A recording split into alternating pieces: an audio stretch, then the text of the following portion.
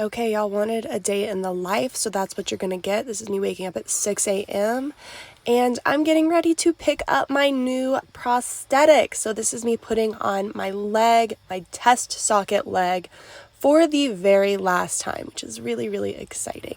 So I'm putting the liner on now, which you can see. It's like this is a whole thing. There's a whole thing in the morning, and I'm trying not to wake up my husband or my kids. And so here's my test socket. It looks like a mummy and my bejeweled, bejazzled, beautiful leg. I unplug it from the charger so that it's fully charged so I can walk around for the day, and I put it on. Again, this is the test socket, so I'm going to go pick up the full, beautiful finished product. And I can't wait to take you along and show you the whole process of getting a new leg. But first, we gotta go brush our teeth. So I brush my teeth every morning, like as you should. And if you don't, you're nasty. Okay, we need to be brushing our teeth every day, every morning, every night. This is part of my morning routine. I actually have multiple morning routines. So this is my morning routine if I'm gonna work out in the morning. And we are working out in the morning, so let's do that. And don't worry, I totally had to stop some of the video because I'm like, nobody needs to see 5 minutes of me brushing my freaking teeth. I also tongue scrape. I read a book on Ayurveda medicine, and tongue scraping is very good for you.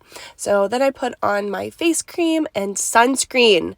SPF, ladies and gentlemen, if you want your skin to be beautiful, gorgeous, flawless forever, and also not get skin cancer, because we're trying not to get skin cancer in these parts, all right? Everybody should get at least, well, no cancers, but if you get a cancer, you should only get one cancer. So we're trying to eliminate ever getting a second cancer. I brush my hair, which is like my least favorite part of any day, and same with my kids. We all just hate brushing our hair, but we're gonna do it anyway. Don't worry, I cut some of the video because ain't nobody need to see me brush my hair for that long. She's beautiful, gorgeous, and now we're gonna go have breakfast. And if I wake them up, everyone's gonna have a bad time. So I'm just having some collagen. 2 scoops. Because I'm not gonna eat breakfast. That's my breakfast. It's aggressive. Cheers.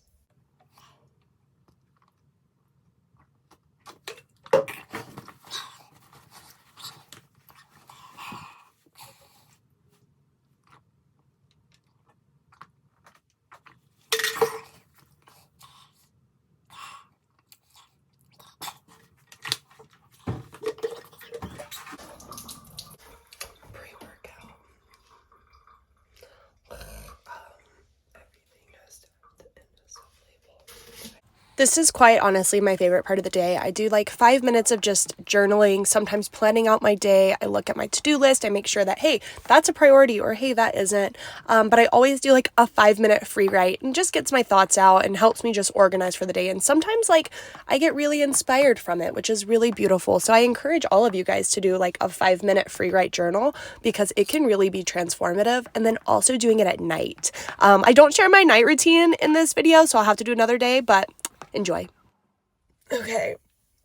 I'm gonna go to the gym. But yeah, that's like the basics of my morning routine when I work out in the morning. I have like a little bit of a cold, so it's fine. It's not COVID, don't worry. I got tested. And I just had COVID, so I've got tons of antibodies, so naturally I'm sick with something else. But yeah, that's my morning routine whenever I'm working out in the morning. If I'm not working out in the morning, because I don't love it, I usually get too tired during the day. So if I'm not working out in the morning, I have like a much longer, relaxing morning routine, a lot more journaling, skincare. I usually do makeup, just like feel good. So I'll show you guys that another day, but for today, I am gonna go work out and then go get my new leg. So I'm really excited to take you guys with me and see this journey, and also just like understand more about prosthetics, getting new prosthetics, what it takes mentally and physically, and just what that whole process looks like. So let's go work out, and then we'll chat some more. So I'm a few minutes early to the gym, so I wanted to touch on something really quick. So I started the process of getting a new leg a little over a month ago, and that was from the fit to the casting to the test sockets to dealing with insurance to where we are today, where everything fits well. Insurance said go ahead, and so he built the final product. So today I'm going to pick up the final product, a new knee and a new foot, because typically when you get a new socket, it's usually time to upgrade, the knee and the foot. I still really like my knee, and he kind of picked out a knee for me.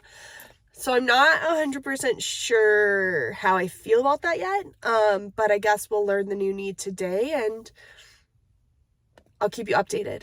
Also, I've been an amputee for 11 years, and so I kind of know the process really well. I know my leg really well and my body really well.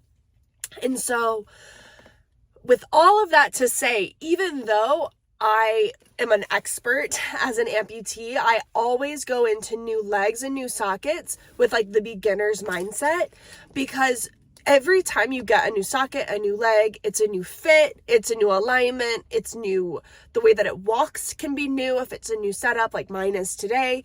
And if I go in being like, oh, I already know, that's just going to be more damaging to my body, because if there are tweaks that I need to make to have a more natural walk, then I need to make them. And having that open mind of like, I don't know everything about this prosthetic yet. I'm going to learn, and I'm going to make sure that I have a smooth walk. It fits well. All of those things, then I'm going to have a better long-term life. As amputees, we really need to make sure that we're taking the time on the front end to be physically strong so that we can use our prosthetic the way that we need to. We need to make sure that we take the time to learn how to walk as naturally as possible. This is because the more that we limp, the more variation to our gait that we have. A, you're expending a lot more energy to walk, and B, it's going to be more damaging on your body in the long run. It sucks to say, but unfortunately as amputees, we need to be looking like 10, 20, 30 years in advance, because that's when it's going to be really hard to be an amputee, when you're not so young, you're not so full of energy, and your body hurts a lot more. And so I'm always thinking, okay, this socket, can I walk with ease? Is it comfortable, and is it aligned to my body? Because in the past, especially the last socket that I had, it was horrendous. It hurt my body, it hurt my muscles, it hurt my back, and I'm still dealing with those consequences. And unfortunately, sometimes the only way is when you go talk to a better prosthetist and he's like, whoa, or she is like, whoa, that is incorrectly fit. So I learned the hard way of doing your research into people who will be building your legs. And then also I should have left sooner. It took a year to build my old socket. It should never take a year. If your prosthetist is having trouble fitting you for over a month, it's time to see someone else. So learn that the hard way. But I have a good fitting person now, and let's see that final product. Oh my God, the angles that I got of these videos is too funny. So here's my bum working out. I guess we'll just pretend that we're just looking at my leg. I'm so sorry. This feels so inappropriate. But anyway, this is my CrossFit workout. I totally cut the majority of it out because, well, ain't nobody need to see all that. And it would take too long, but it was 5 rounds. I did 12 single leg squats, 12 to 15 burpees, and then 12 deadlifts at, I think, only 65 pounds or so. But either way, it killed me. So enjoy looking at my freaking bum. We'll just pretend, again, you're looking at the moto knee, not my bum. This is so embarrassing. Oh my God. But I wanted to make sure everybody saw my workout. I don't know why. Oh dear God, I'm so sorry. Okay, workout is done. We're gonna start our hour drive to my leg place. Naturally, I had no gas in my car, so we're getting gas, actually diesel, and I feel like I'm gonna have to pay an arm and a leg to fill my car up because that's just where we're at. And something for me that is like important in my own like leg journey is I like to pay attention to how my body is feeling now and is it sustainable for the long run. Also, you can't hear my music while I do my video, but I've been listening to like mantra music so that I'm just like in a nice, loving Zen mindset. I don't know, something I like to do, either that or listen to podcasts when I have long road trips. And it's an hour. That's a long time for a prosthetic appointment. So I'm taking you back to when we did the actual fit. So this is the first fit that we did, and I'm sitting in this hi-fi system thingamabobber where he is figuring out exactly the pressure points to lock in my femur for the socket. So this isn't like a bucket socket. This actually has 4 pressure zones that will lock in my femur. So this is how he is doing the socket. It's actually very mathematical, and he's really looking at, is this going to benefit me in the long run?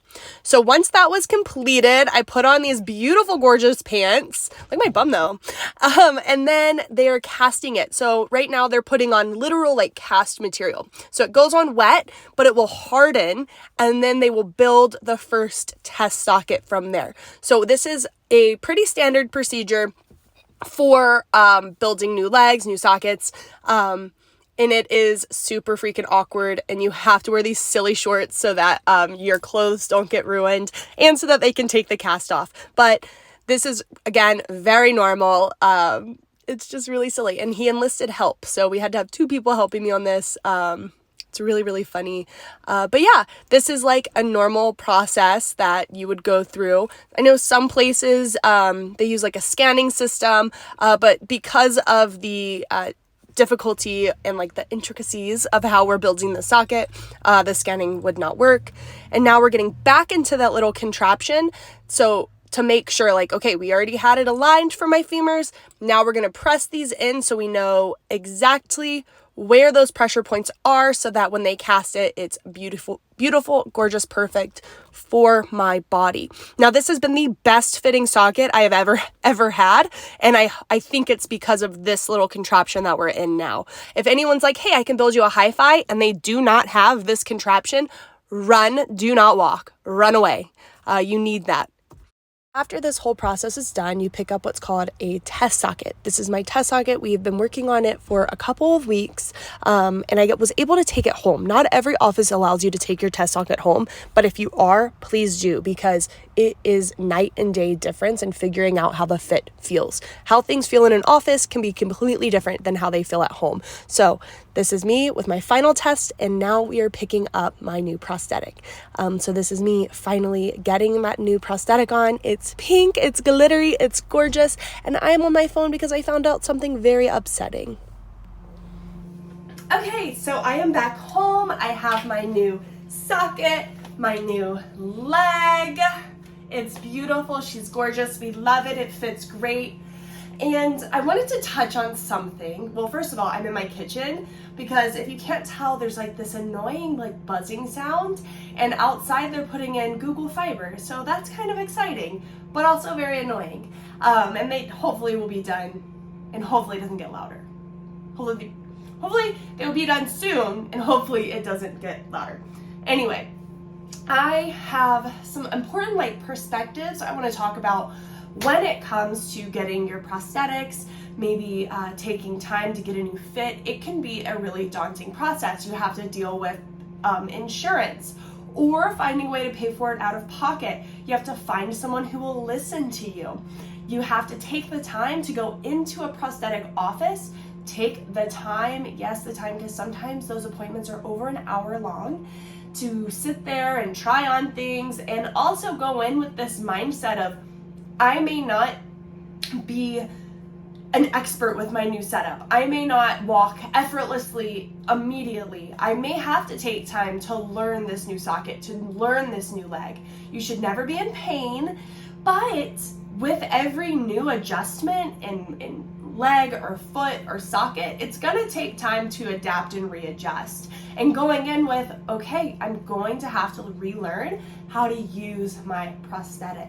So that's really important. That is something that I take the time to do every time before my prosthetic appointment. I remind myself that this is a learning process. I'm going to have to take the time, and it's not just going to be immediate. And I found that when I go in with that mindset, I am able to advocate for myself. I'm able to say, hey, this doesn't work, or let's try this. And I'm also able to listen to what the professionals are telling me about how my prosthetic is supposed to work, and what's more natural rather than what feels better. Because I found what feels better in that moment doesn't mean it's going to be the best for long-term care. That is something you need to be thinking about, as well as like, okay, when I'm 60, and what I doing today going to make sure that when I'm 60, I'm going to be healthy and walking and able. That's really, really important as amputees, that we're thinking that far ahead, especially as above the knee amputees, because walking and standing and literally sitting and living has such a stress on our body, especially if our equipment isn't set up the most natural. Guys, prosthetic care is wellness, it is physical care, and in a lot of ways it's also self-care and mental health care. Because if you don't have a prosthetic that you can walk in, that you can have a quality of life in, it's going to be a lot harder to be physically active and then feeling confident and good in your body. So really making sure that you're taking the time to listen to your body through this process, and take the time to, make adjustments and go see a prosthetist and advocate for yourself. It is worth it in the end, but it can feel like a lot in the moment. Some things that I do to kind of protect my body and my mental health during this time is just that constant check-in with, how am I feeling? Where do I want to be? Am I able to live the life that I had prior to getting this new prosthetic? And what is the goals of this prosthetic? What do I want to accomplish with it? For instance, my socket before, it was purely suction, and I just wanted to everyday walking, everyday life. Now my goals have shifted. I want to be running, I want to weightlift, I want to maybe even snowboard in this socket, and I want to be able to walk miles and miles a day. I want to be able to start backpacking with my family.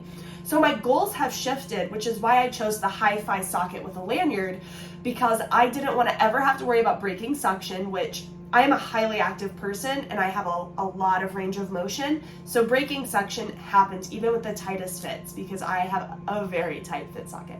And so I was like, I don't want to deal with that anymore. I don't want to worry about it. So I went with lanyard, because that was my goal for this socket. And I knew I've tried lanyard before and I didn't like how there was movement. I didn't like the play. I didn't like the way it felt. So I made sure that I spoke up about that before going into this process. And my prosthetist assured me, like, I can make you a socket that's not going to be like that. And I said, okay, prove it. And he did.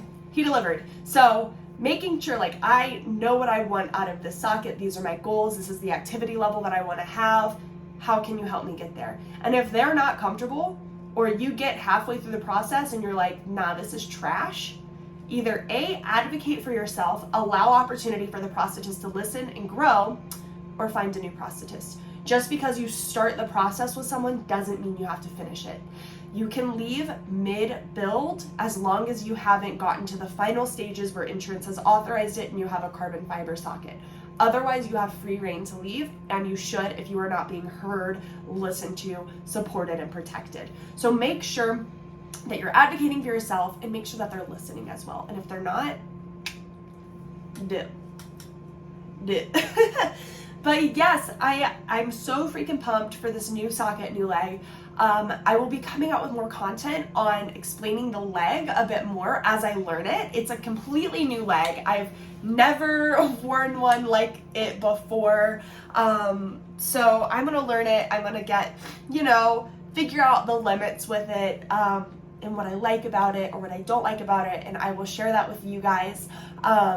I am so excited for this video. Thank you for coming along with me today.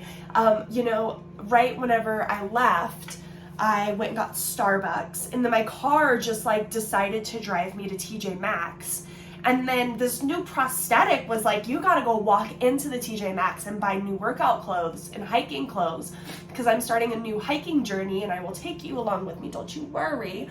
So now I'm home, I'm going to get myself cleaned up out of these dirty workout clothes and just maybe take a beat, take a breather, and enjoy my new comfort in my socket.